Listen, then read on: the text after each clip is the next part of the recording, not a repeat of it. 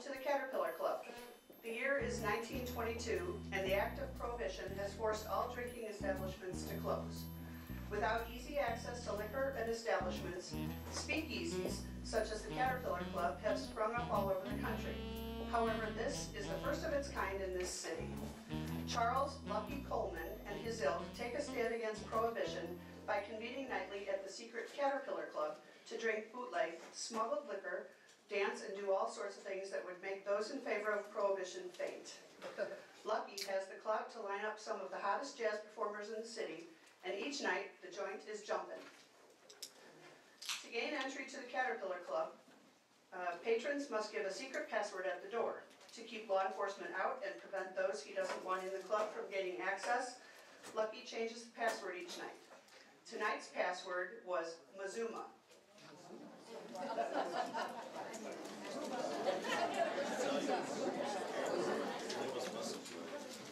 Everyone was dancing and enjoying the music when all of a sudden the band stopped playing. And amid your complaints and demands to strike up the band, it is with regret that I inform you that, ladies and gentlemen, well, this may come as a bit of a shock, so prepare yourselves. There has been a murder. Bill Mahoney, aka Bulletproof Bill, has been found dead in a pool of his own blood. He's actually back there, which we're unveiling now, but we have him up on the screen as well, so you can see what's going on.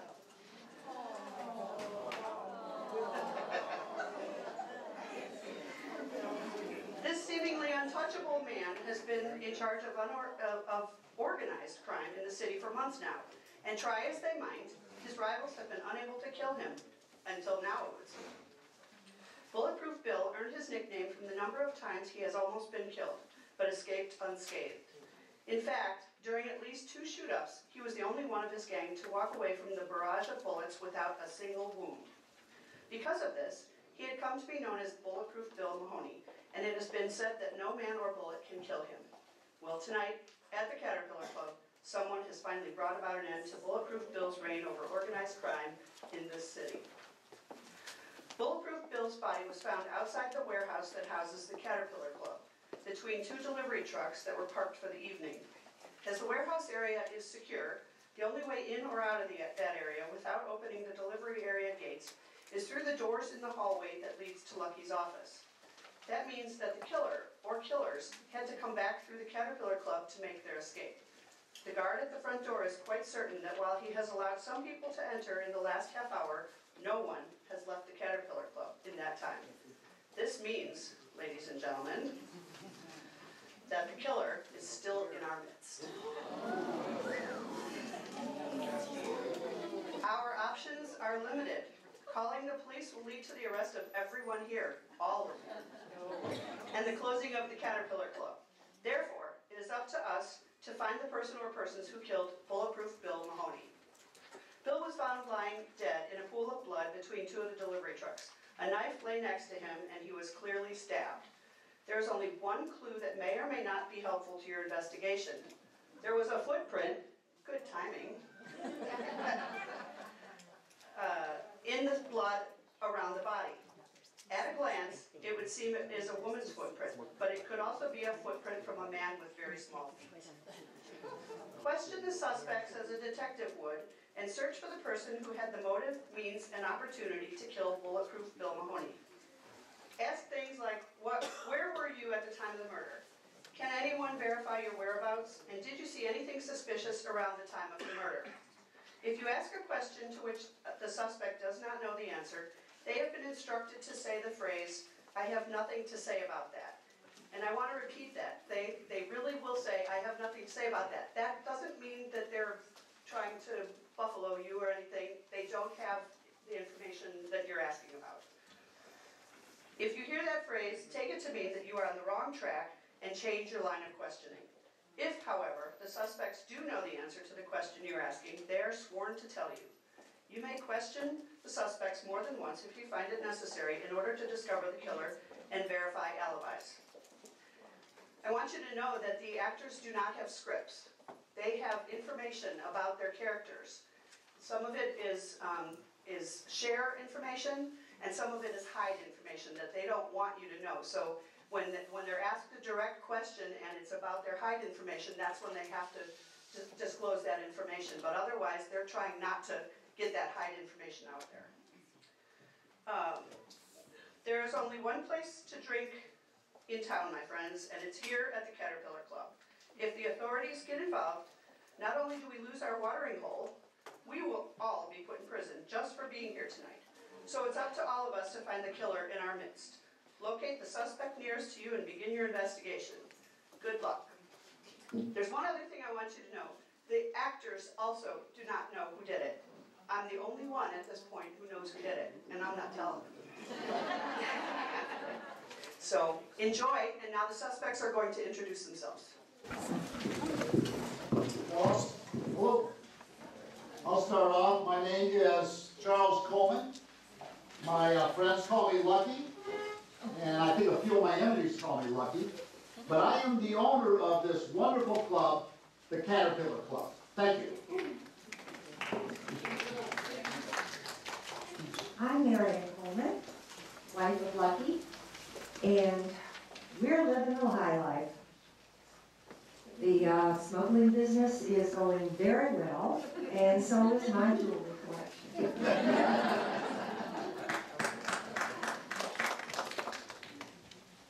I'm Stodgy Turner. My friends and my enemies call me Bag of Bricks. So just say I'm extremely allergic to water. Don't ever throw me in water. I cannot swim. I'll sink like a stone. And I'm happy to be here at the Caterpillar Club. Good for business. Let's just say I'm in the import business.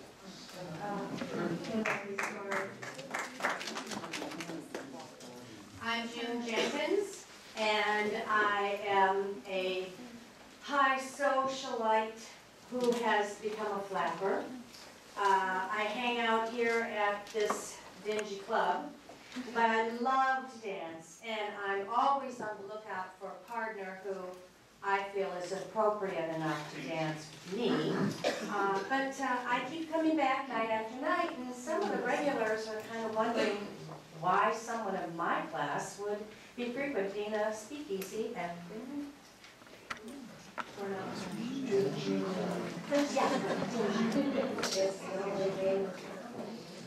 My name is Danny Birchwood. I was raised in a rural society.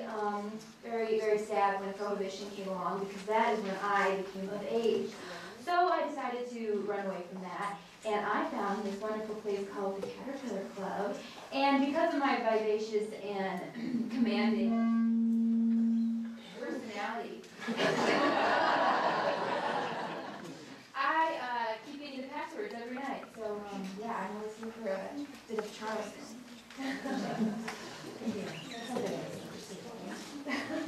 And I'm sure that I need no introduction to all of you here tonight, but just in case some of you are from, the smaller backwaters that don't yet have theaters, my name is Louisa Payne, and I am a famous silent film actress. And I like to come to the Caterpillar Club simply to bring up the tone of the place. You don't know how lucky you are, Lucky. And I'm happy when I share.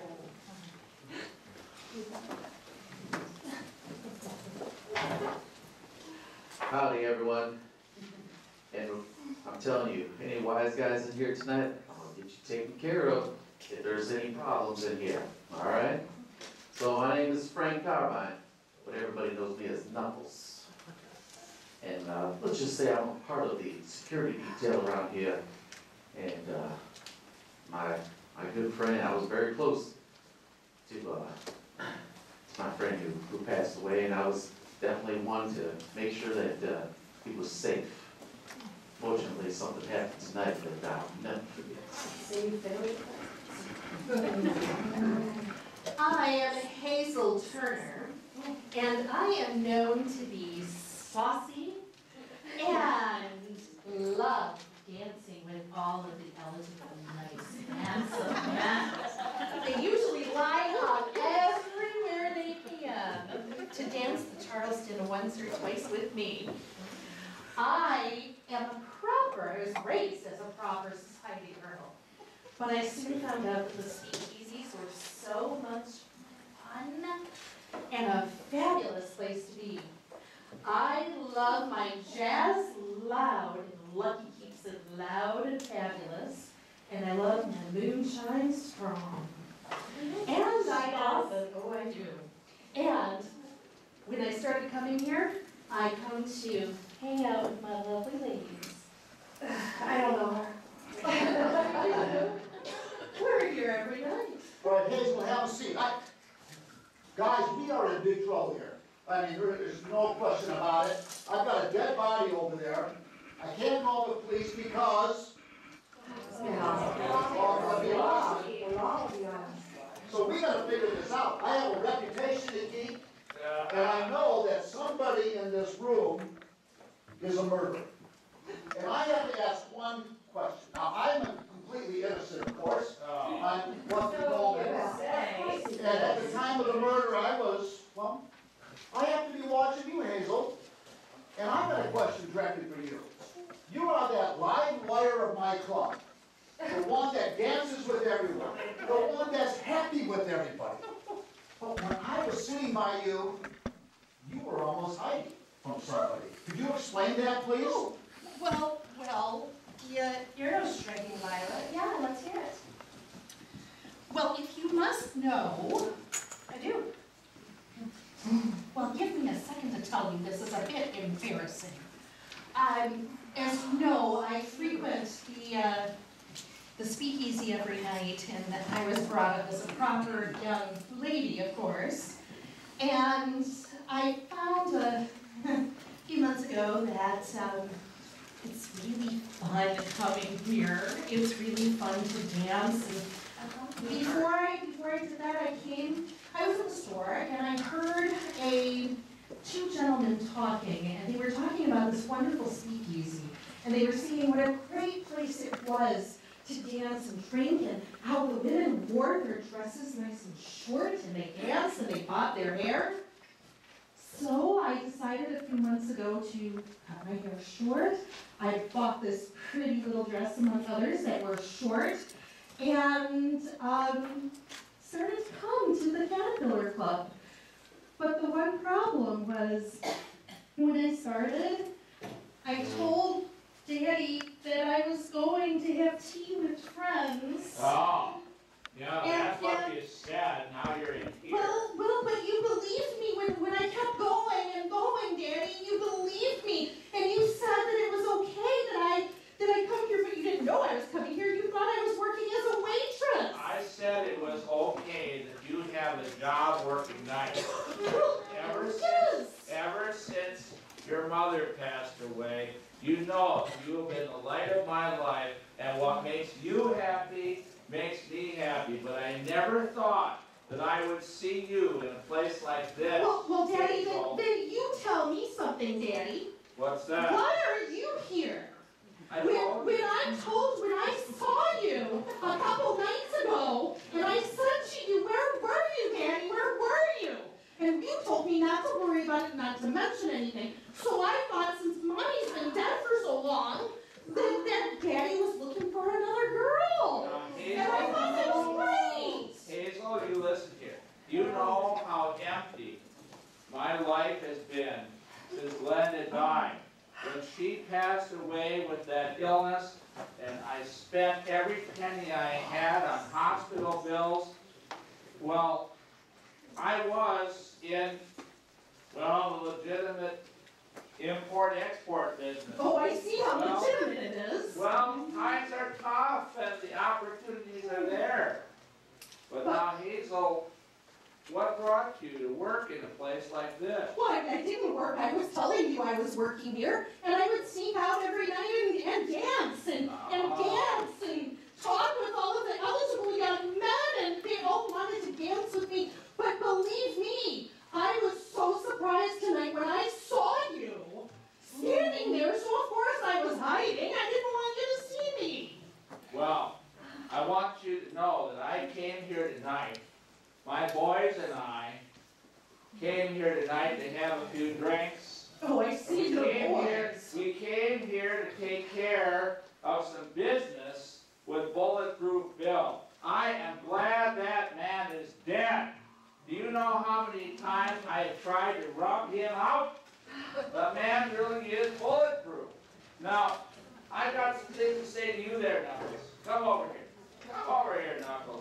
got some things to talk about. Oh, I've got some things to say. Knuckles, you're acting like you're all broken up. You're just heartbroken over the passing away of Bulletproof Bill Mahoney. So, Knuckles, how come you've been on my payroll for the last 6 months? Well, To share some pertinent information. By the way, here's your take. Don't let me forget That's a the other lot of cash. Danny, Do you know how many dresses I could buy with this? everybody May I make a knows. suggestion? Can we talk about alibis? I think it's a good idea. First, let's start off with Knuckles. Where were you when the murder occurred?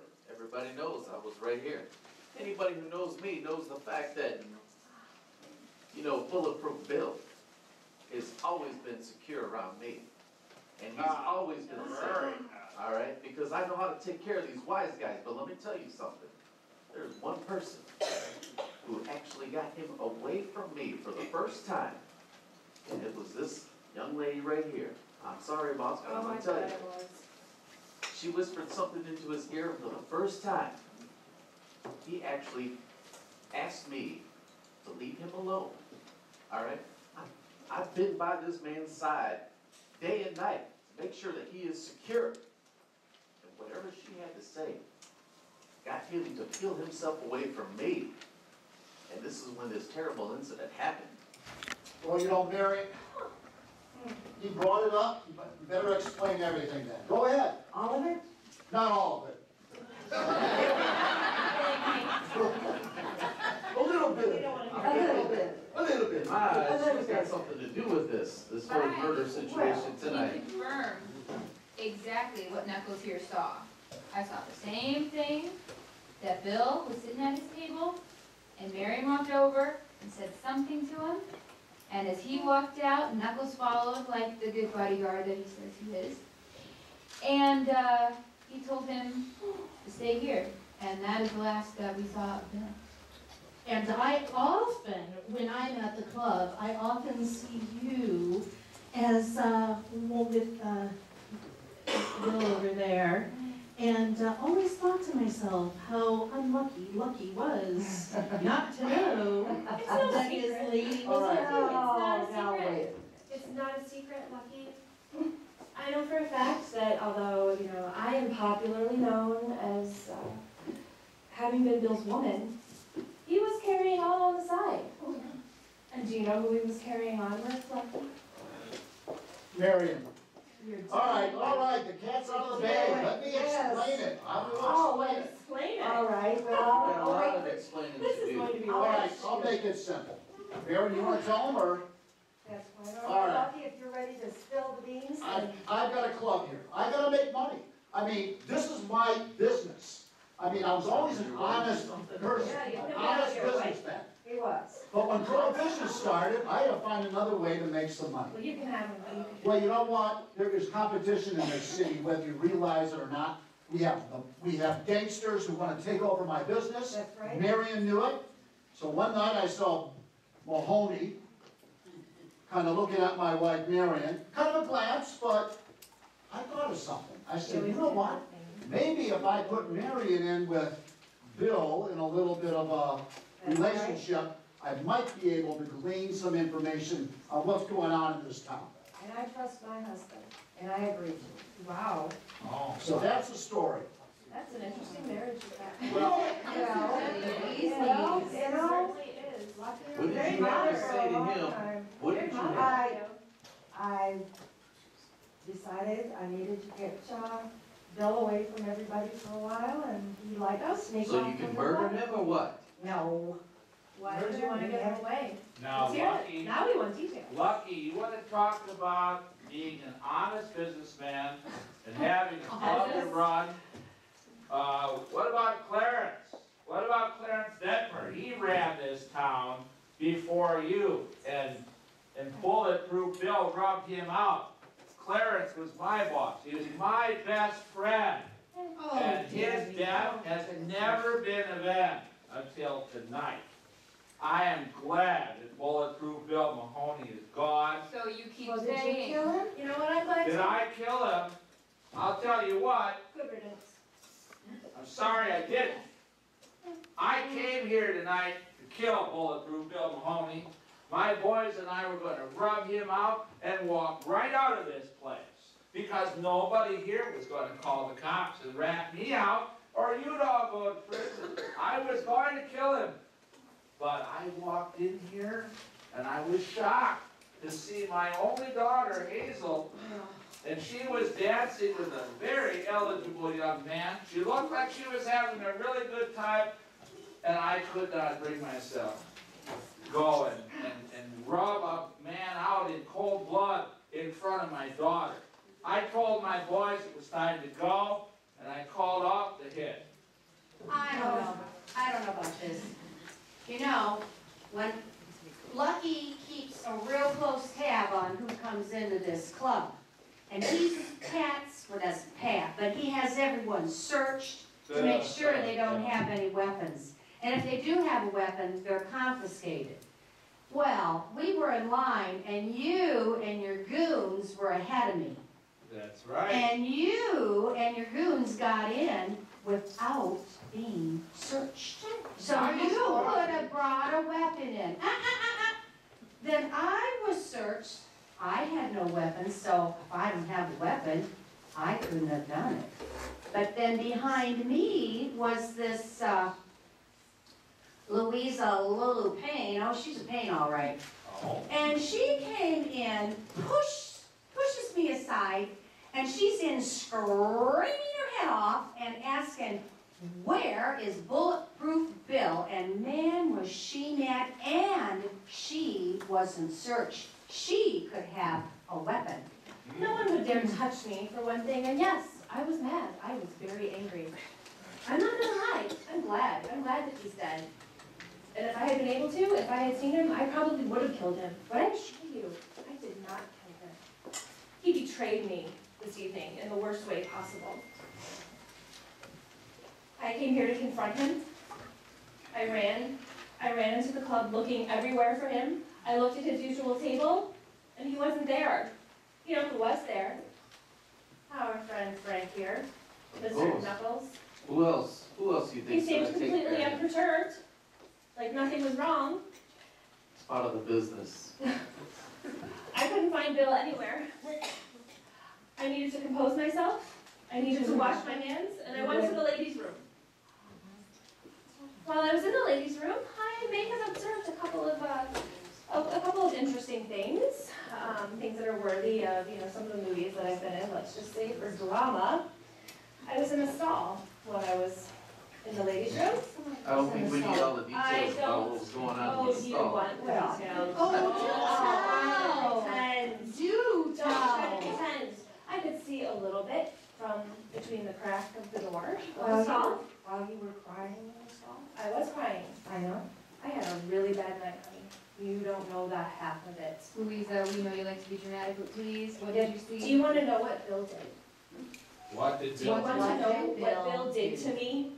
He murdered my beloved Arthur.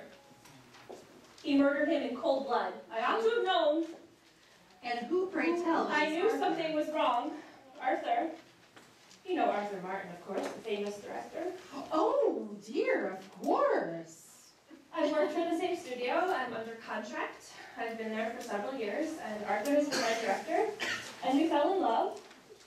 And I've been looking for a way to extract myself from Bill, but as I think we've established here already, he was a bit of a scary man, a little bit difficult to untangle myself from. This evening, though, he was acting very strangely. I told him he wanted me to meet him here at the Caterpillar Club, and I told him, okay, honey, I'll be here later. I just have a little something to do first. And for the first time ever, he didn't question me. Usually he was so jealous. He wanted to know everywhere that I was going, everyone that I was talking to. He just kind of shrugged and said, okay, I guess I'll see you at the club. That's the last I ever saw of him.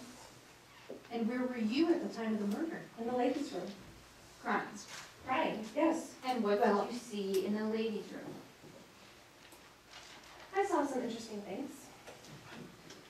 were you gonna share? Well, she doesn't I'm have trying to, to because compose- I went into the ladies' room. Oh, And that's yes, you why were, I and knew that's that something there that I was wanted to talk someone about. that was in the stall crying, You and were I there didn't know who it was. you were there too, Fanny, you were in the Well, ladies' room as well. Fanny was? didn't- And you were doing Oh, something great, we were having a very... party in the ladies' room. Well, Oh, my God, how the way they were Oh, it's murder a this man. dream come true. Like me? well, of course No. not, because Hazel. Fanny didn't even know that I was there. Oh, but I saw you. Fanny, Eventually, Uh-huh. I could see what you were doing at the same.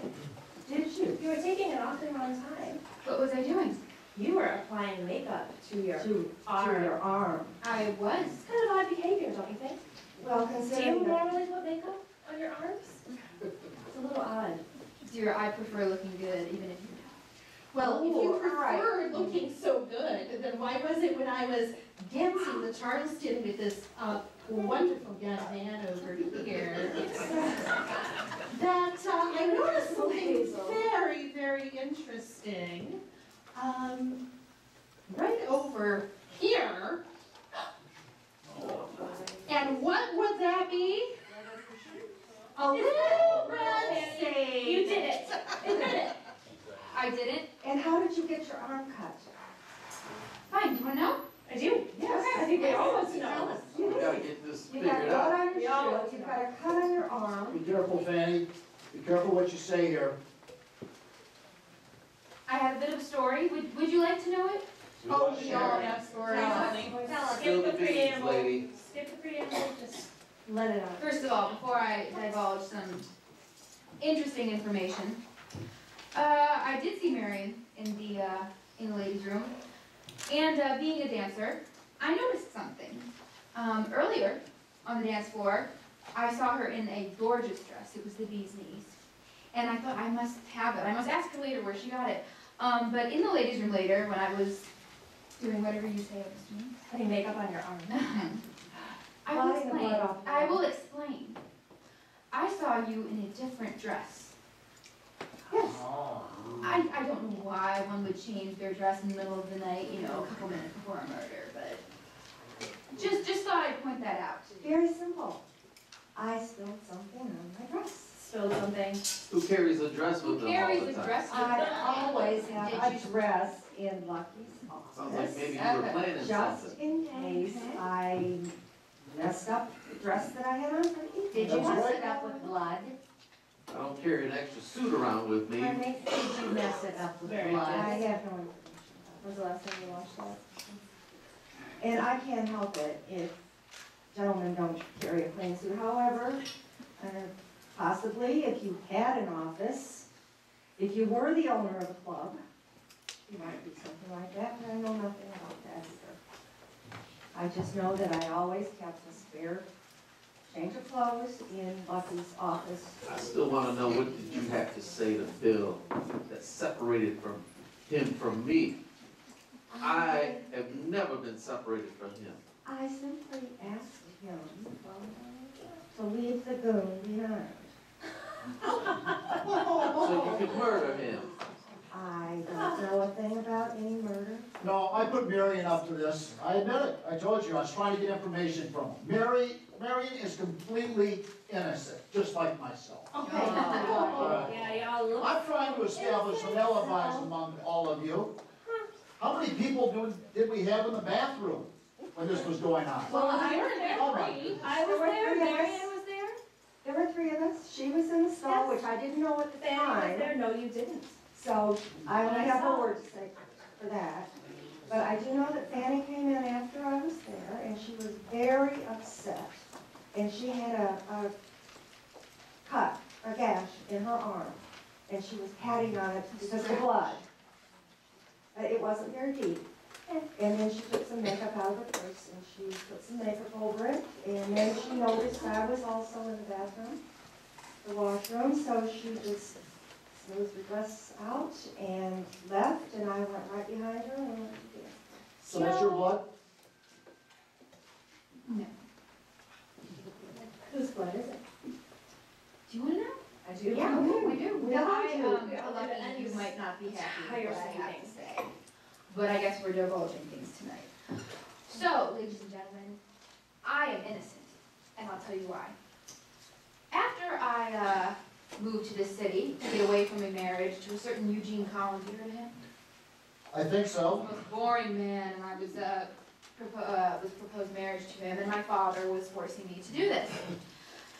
Needless information, I decided that I would not marry him, and I escaped to this nearby city, where I found the Caterpillar Club. And like I said before, it was quite easy to get a password. And enjoying myself at the club, I realized that a lot of men like to dance with me. And not only did I realize this and, you know, get my free drinks and have my good time, Lucky noticed this as well. And he came to me and he said, "You bring the big bucks in, would you like to work for me?" What do I have to lose? Of course.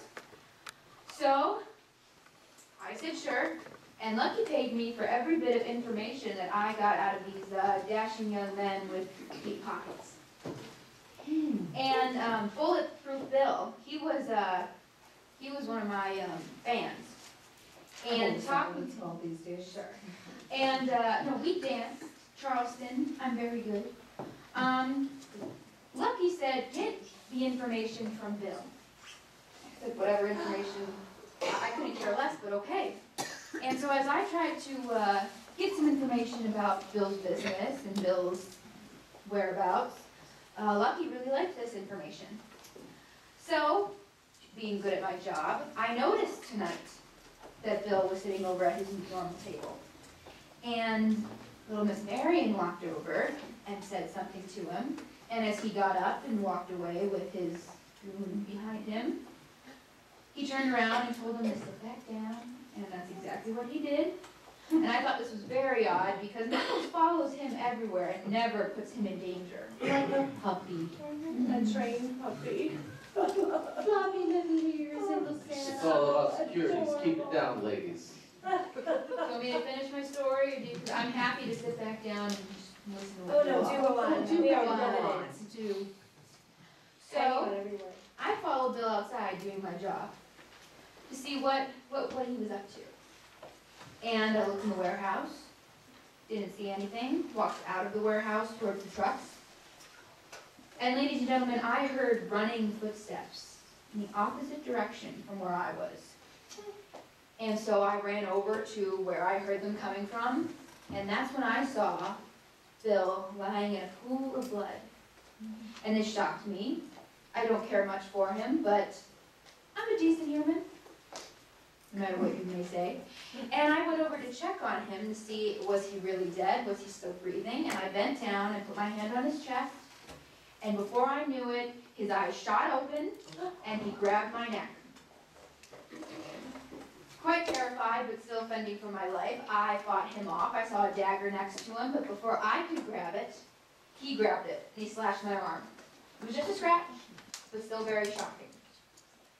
And as I was fighting him off, I obviously couldn't get the dagger, but he dropped back on the floor, dead, and I walked away, shaken to my core. I went to the bathroom to wipe this off my arm. And I looked down, and yes, I saw some blood on my shoe, because he was laying in a puddle of blood, and I went to help you him. and not say anything?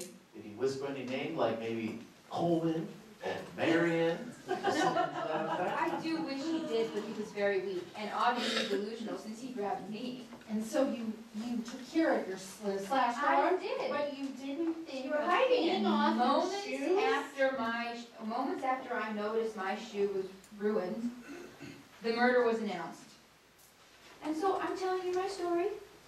I didn't do a thing. I think you should all figure out whose footsteps those were. Knuckles, I need to ask you, you were not allowed to go out there because he told you to stay behind, correct?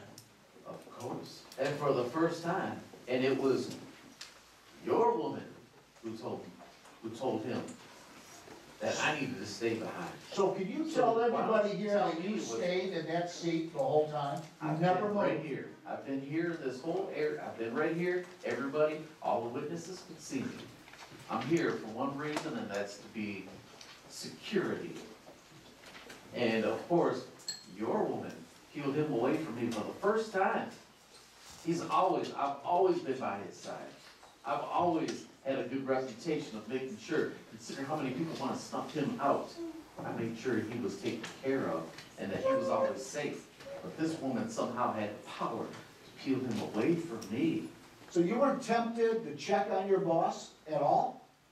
Listen, it's the first time that he made it very clear that he wanted me to stay behind. What am I to do? You think he's gonna sit here and say, and claim his own murder and tell me to stay behind so I can go and murder him? Obviously, I'm innocent. I'm all about making sure that he was secure. This is the woman right here that made sure that he was separated from me. So why don't you tell your woman, why don't you ask your woman, what was so important that he had to separate himself from me?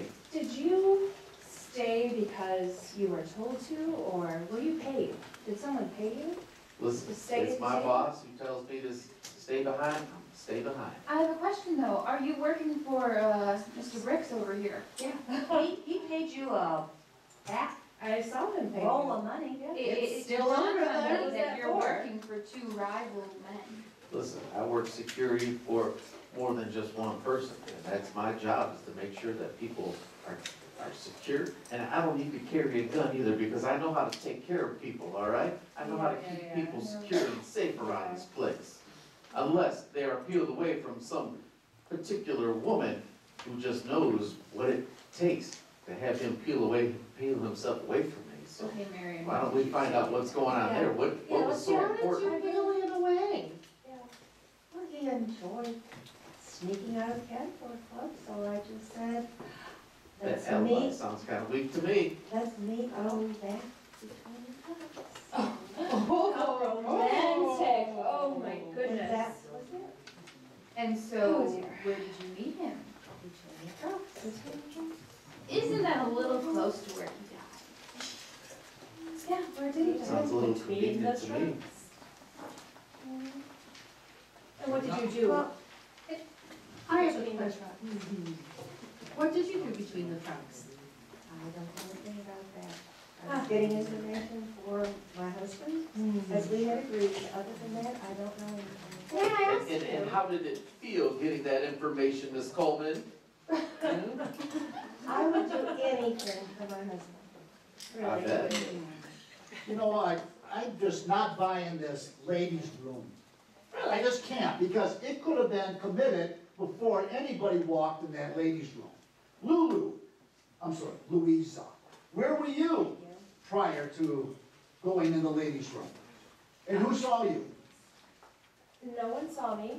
I was seen running through the bar. Knuckles, you saw me. I came to the table. I said, "Where is he?" And you looked at me with that look on your face. You didn't say a word. I came here directly from Arthur's home.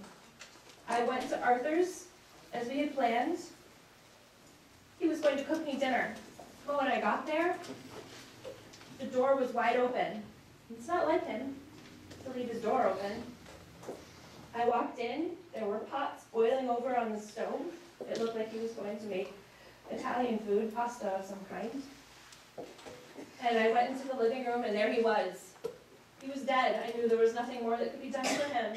And I knelt, and I cried, and I wept, and I begged him to come back to me. And yes, I got blood on my hands. Which is why I went to the ladies' room when I got back here, to wash that blood off of my hands. And I realized something very critical, that Bill, wily old Bill, he was trying to frame me. He wanted me to go down for Arthur's murder. I loved Arthur. I would never have harmed a hair on his head. Isn't that a motive for murder? It is, if I had seen him when I came here, I do not hesitate to tell all of you here, as God is my witness, I would have strangled him with my bare hands for what he has done to me. It's amazing how many people would like to see Mahoney dead here.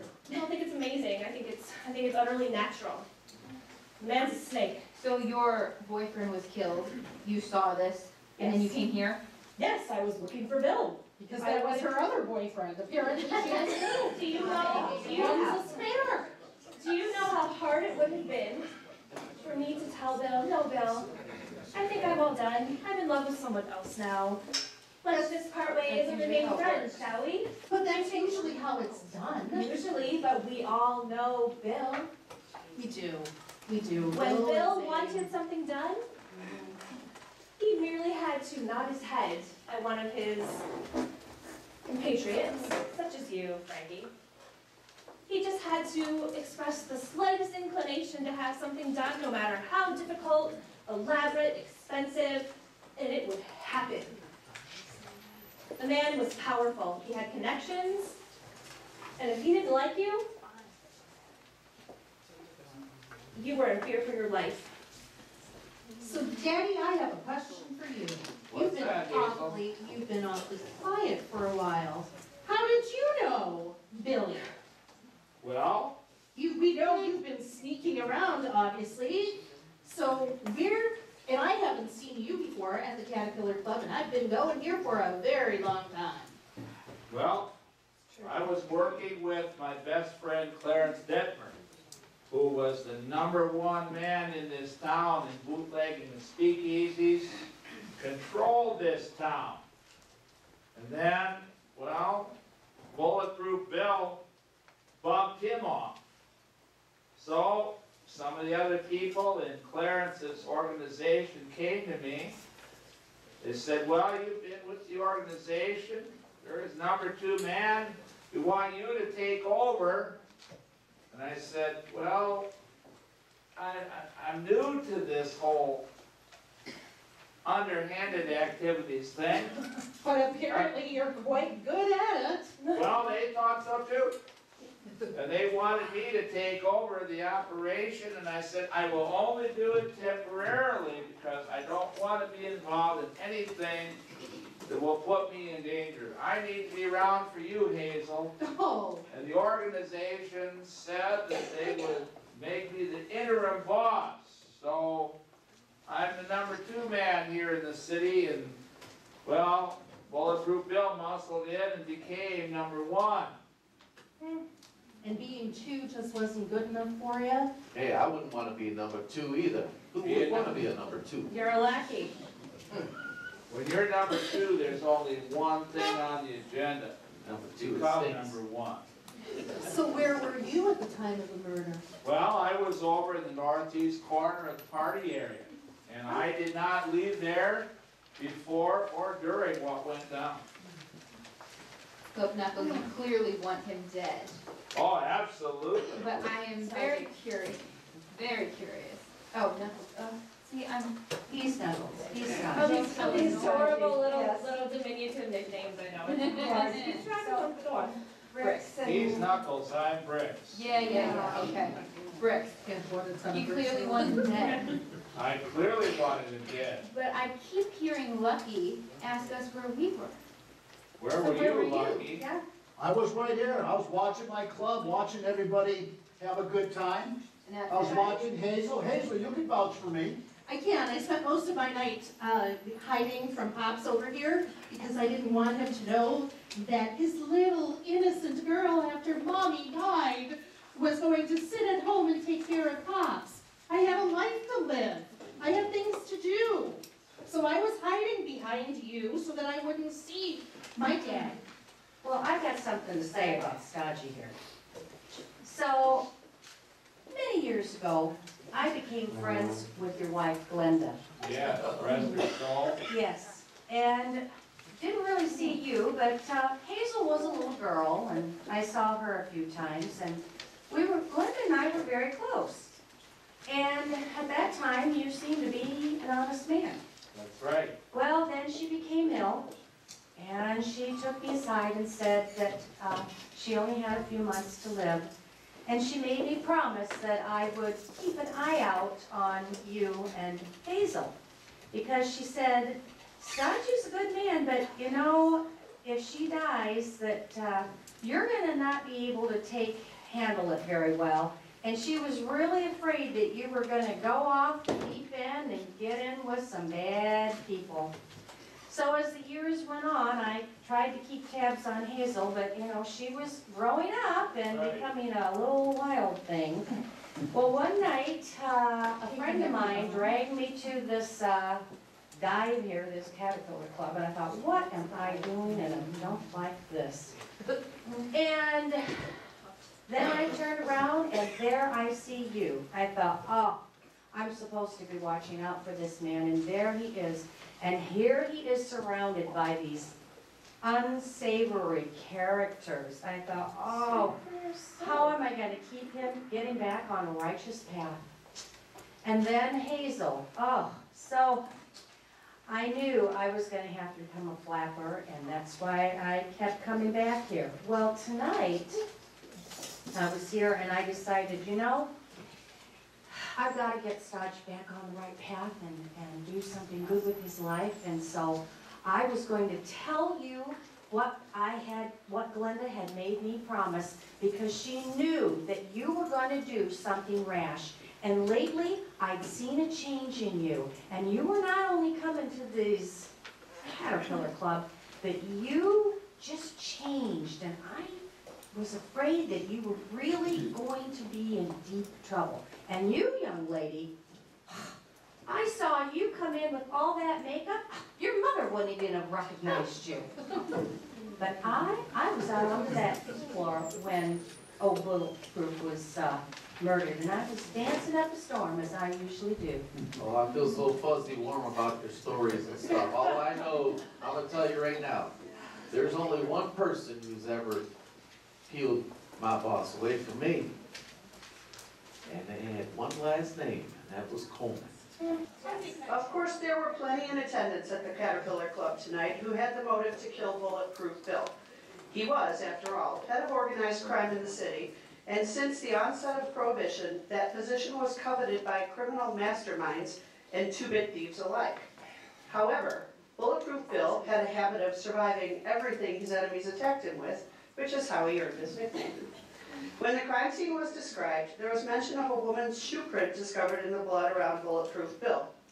The natural assumption is that his killer was a woman or a man with very small feet. This assumption in itself should have led you to try to determine whose shoe print was near Bulletproof's body. And while following this lead would not have led you to the killer in the flesh, questioning the person who's left her shoe print in the blood certainly would have made the identity of the person with the means and opportunity clear. Of course, the shoe print was left by none other than Fanny Birchwood. Recently hired by Charles Lucky Coleman to feed him information and rumors she overheard while at his club each night, Fanny was told to keep a close eye on the crime boss, Bulletproof Bill. Excited to be given such an opportunity, Fanny did just that. When she noticed that Bulletproof Bill had left the main area of the club, she went looking for him, hoping to overhear some information that would please Lucky and encourage him to give her more money for a job well done. Fanny, however, stumbled upon Bulletproof Bill too late, after he had already been stabbed. The savvy sleuth would have discovered that Fanny Birchwood had a fresh gash in her right bicep. When Fanny stumbled upon Bill lying in a pool of his own blood, she accidentally stepped in the blood as she checked to see if he was still alive. As she leaned close, the nearly dead Bulletproof Bill regained consciousness and, not thinking straight on account of the fact he was dying, he grabbed the knife that had been left beside him on the ground and feebly attempted to stab Fanny. His attack missed, only leaving Fanny with a gash in her arm before he succumbed to his stab wounds and died. Worried she would be blamed for his murder, Fanny ran to the washroom, cleaned up her wound, and covered it as best she could with makeup, then returned to the party area as though nothing had happened. But if Fanny came upon Bulletproof Bill after he had been stabbed, who was his actual killer? There were many gangsters in the city who wanted control of organized crime, but no one was in a better position to run things than Charles Lucky Coleman. Before Prohibition was introduced, Lucky was a businessman in the shipping industry. Naturally, in his business with his contacts, ships and warehouses, smuggling was a natural transition for him. Where the others were vying for positions that would allow them the contacts, ships and warehouses, as well as a cover story for having things shipped, Lucky already had all of those things. What Lucky didn't have, though, was a reputation for being hard, or a number of goons working for him. He had a distinct advantage over everyone else. Lucky didn't have to set up business, he just had to become a gangster. And the first step was to bump off crime boss and seemingly invincible Bulletproof Bill Mahoney. Ha ha! With Bill dead, There were only a few others he would have to get rid of in order to gain control of the city, and he figured he didn't have much time. Surely the government wouldn't allow prohibition to go on for much longer. He had to act quickly if he was going to make it all happen. Lucky is a very smart guy though, and of course he is not the one who actually committed the murder. No man could kill Bulletproof Bill and no bullet, or at least that's what people said. But then one night, as people danced and drank at the Caterpillar Club, Lucky spotted something that changed everything. Bulletproof was eyeing up Lucky's own wife, Marion Coleman. Yes, all Bulletproof's enemies were correct. No man could kill him and no bullet. But perhaps a woman with a knife could. A woman who had gained Bill's trust enough that Bill could let his guard down. Marion was not hard to convince. She had reaped the benefits of Lucky's illegal dealings and was eager for more luxury. Marion agreed to accept Bulletproof's advances, keeping up the pretend that they were sneaking around behind Lucky's back. Of course, both Marion and Lucky knew that the plan would only work if Bulletproof thought that he was playing Lucky for a pathetic fool. If Bulletproof knew that Lucky was behind the whole thing, Lucky would be sleeping with the fishes before the week was out. Secrecy was paramount, and Lucky trusted Marion's ruthless desire for power and money as much as he trusted his own ability to turn a blind eye to his wife's activities with Bulletproof. And so, the two hatched a plan and set it underway. Months passed, and Marion played her part to a T. She knew that Bulletproof liked the game of sneaking around with her and thought she could lure him to a private place for a rendezvous and get him to command his goons away. Earlier tonight, Marion did just that. She whispered something in Bulletproof's ear and then walked away. A few moments later, Bulletproof also stood from his table to leave, but when his guard, Francis Knuckles Carbine, tried to follow him, Bulletproof told Knuckles to leave him for a few minutes, that he would be okay. Marion had whispered to Bulletproof to meet her between the trucks, and to leave the goon because she didn't like Knuckles following them. Bulletproof, feeling safe at the club, and with Marion herself, obliged. Minutes later, as the two were in the midst of an amorous embrace, Marion retrieved a dagger she had concealed in her dress and stabbed him. She left him there to die, not even waiting until he had drawn his final breath before she ran away. From there, Marion went to the washroom to change her blood-stained dress and wash up. She had already changed and was freshening up when she encountered Fanny, who had just left Bulletproof's side and had herself gone to the washroom to clean up her wound. Seeing the gash on Fanny's arm and blood on her shoe, Marion realized that Fanny would be the perfect scapegoat and offered up information during the investigations that would make Fanny look guilty and sway the suspicion away from Marion. Marion and Lucky Coleman are guilty of the murder tonight at the Caterpillar Club, but who will turn them in? Most here wanted Bulletproof dead, and with him gone, that leaves stodgy Bag of Bricks Turner, the next largest crime boss in the city, in charge. Naturally, control of the city's organized crime will belong to Bag of Bricks. However, with Lucky Coleman ambitious and willing to kill to gain power, it surely won't be long until Bag of Bricks is at the bottom of the bay. After all, it's a well-known fact that Bag of Bricks can't swim. Lucky's next step is opening a second speakeasy in the city, which he intends to call the Half Moon Club. And there's no doubt that regulars of the Caterpillar Club and new patrons will get up to no good there as well. So there you have it.